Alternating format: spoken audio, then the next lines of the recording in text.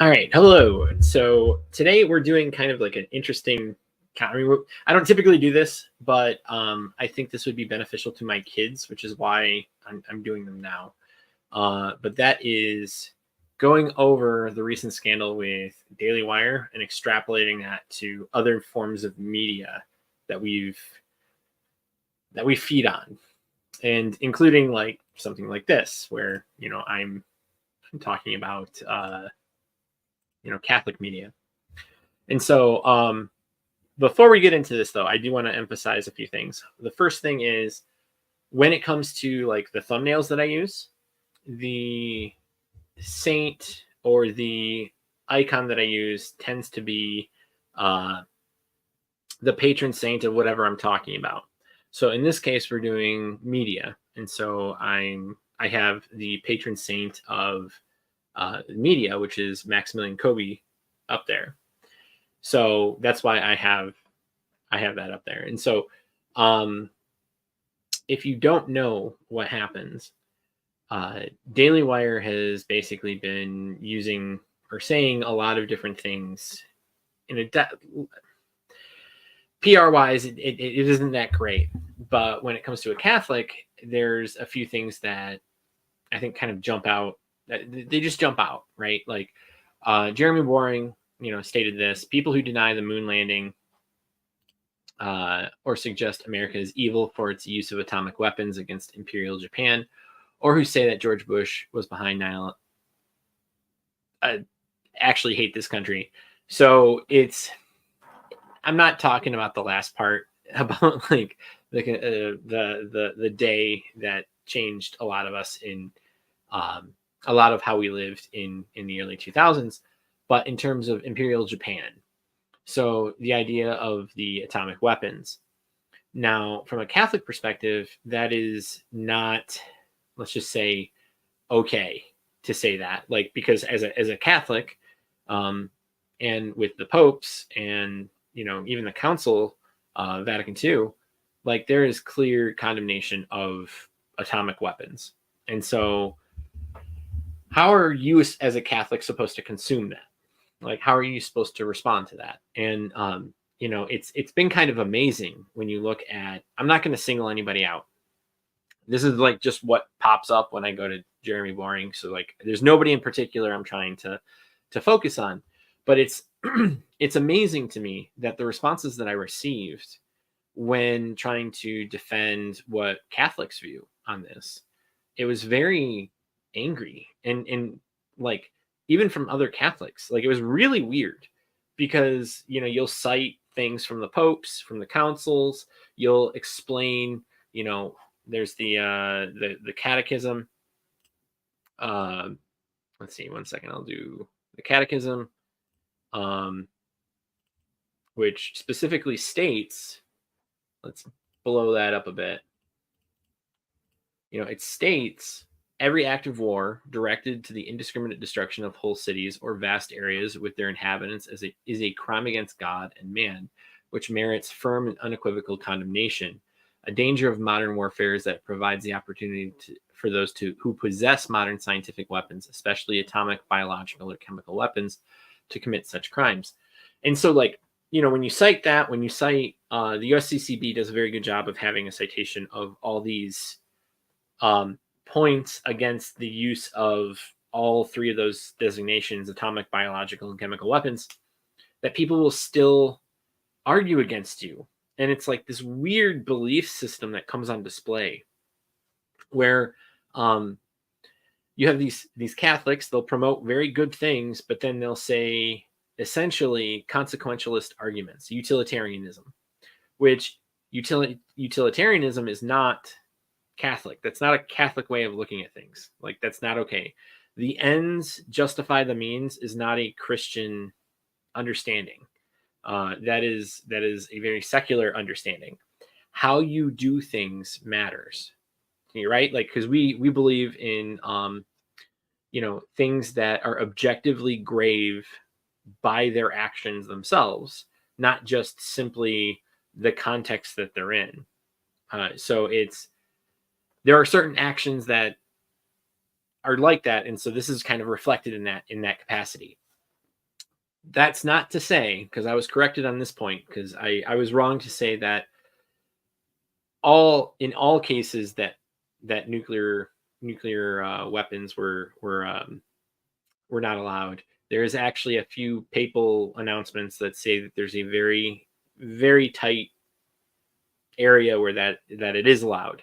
And Trent Horn does a very good job of going over that. So that's not actually the point of this. It's just, to me, it was very like, this video is not to justify the understanding of necessarily the nuclear the nuclear bombs. It's the idea, though, that when it comes to the to our what we consume in media, when we go to Daily Wire and Daily Wire hosts are saying this, when we go to Disney and we watch Disney give propaganda to our kids, when Doctor Who does create shows that specifically promote objectively evil things. What was the last one? Star Wars. Yeah, Star Wars. Same thing. When Star Wars promotes things that run contrary to the faith, and I'm not saying from a story standpoint. Like, obviously, I'm not saying like, okay, well, this character is doing an objectively evil thing. Like, whenever Obi-Wan Kenobi does like Jedi persuasion with his hand, like, that's arguably a mortal sin because he's affecting someone's free will. That's not what I'm saying.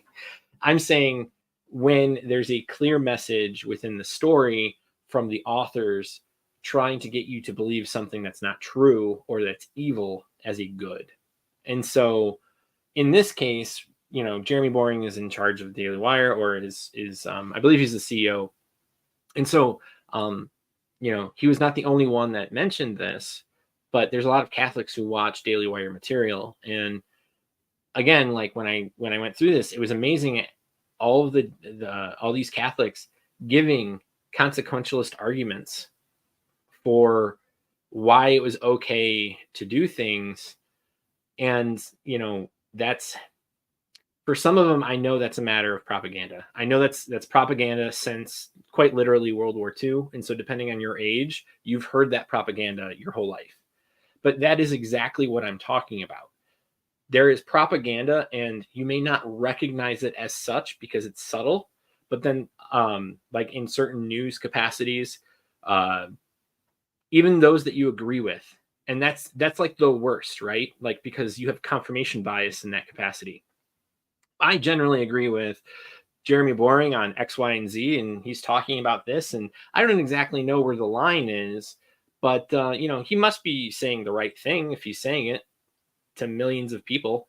Like that's kind of the problem, is that like there are things that the church has established, and we need to make sure that what we understand, that we are vigilant in that understanding when people start talking about it.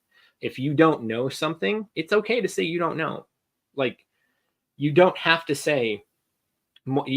bite off more than you can chew. Like, that is completely fine.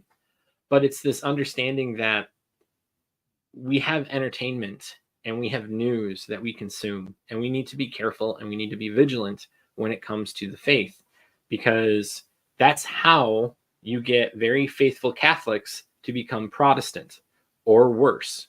Like, it's very easy to dissuade someone from something if you agree with them or you like their personality or a number of other things, and move them away from where they should be or where they were even.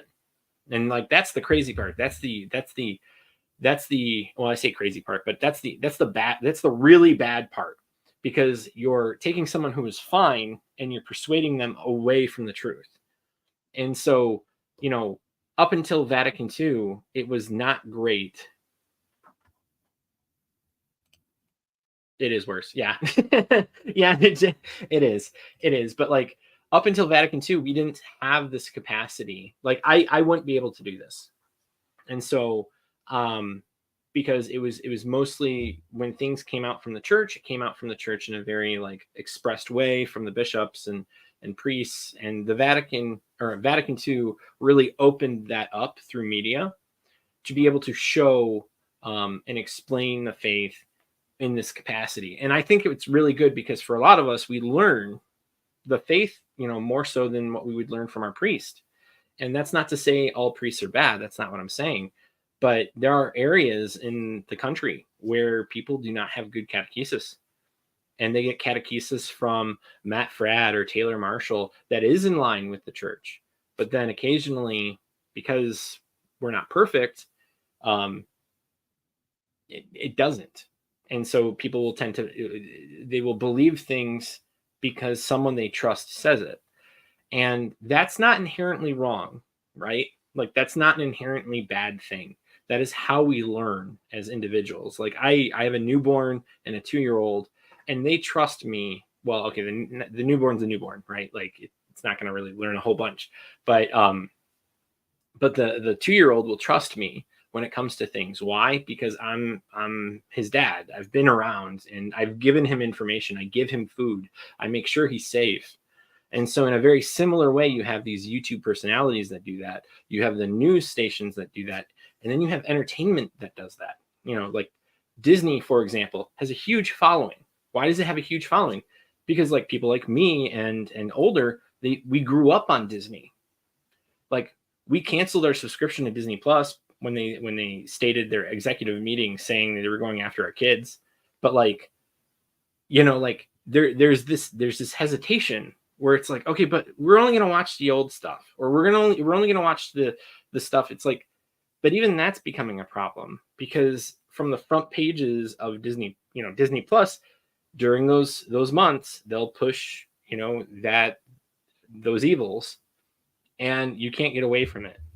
Or you have to like take the remote from them really fast and make sure you skip it. And it becomes a practical problem. Or like Doctor Who, where, my wife and I were really into Doctor Who at the beginning of our relationship. But I noticed very quickly as it continued to move on into the newer doctors that it became an issue. Like they were clearly pushing a social agenda because, the BBC was being compromised in terms of that. And now like, look at them, like they're having riots in the streets, and it's not exactly, it's not really ushering in. I have a post where it's like, it's ushering in a not so great group of faith, whatever. I'm not going to say it because I don't want to get tagged on YouTube. So I'm trying not to like say it. But again, it's all of this stuff where we have these influences from the media that we have, and some of them are really close to home, like the faith. And then there's the politics, which are closer, they're not closer to the faith, but they're an expression of the faith in a certain capacity, right? They're an expression of the faith from a political standpoint. Like if I'm going to be acting politically with Catholicism as my guide, I'm more likely right now to act in a way that's more conservative or Republican than I am to act in a way that's Democrat or liberal. And that's just because of the dynamic of where it's at right now. But that's, again, that influences you. Or like one of the reasons why I don't watch The Chosen isn't because I think that they're automatically going to be like the worst thing ever. Like that is not what I'm saying. But I know it would probably have an effect on me if they were promoting certain things and they are depicting the apostles and Jesus and Mary, and like that is substantial to me.